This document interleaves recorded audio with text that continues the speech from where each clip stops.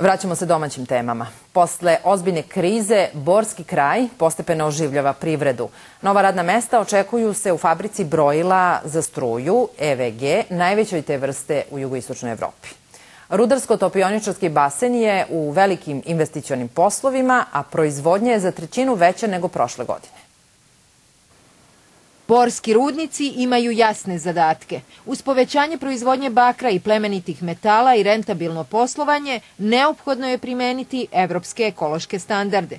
Tome će doprineti nova topionica i fabrika sumporne kiseline, u čijoj gradnji, kažu, više nema zastoja jer su dokumenta konačno kompletirana. Upravo su projekti svi okončani i vlada, odnosno resorna ministarstva, su dala dozvolu, tako da mi imamo u potpunosti sve dozvole, radovi su nastavljeni i bit će s proleća topionica gotova.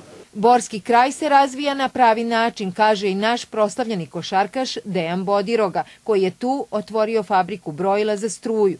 Pun kapacitet fabrike je do 500.000 komada mernog uređaja, koji je rezultat rada isključivo naših stručnjaka.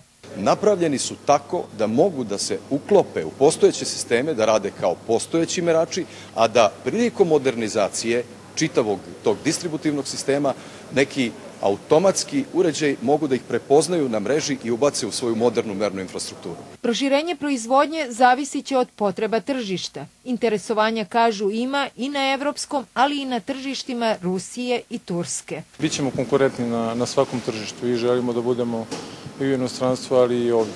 Tako da možemo da uposlimo i kao što ste vidjeli imamo veliki mogućnosti za upošljavanje veliki broj ljudi. U fabrici sada radi 50 radnika, a proširenjem proizvodnje posao bi moglo da dobije još 300 ljudi.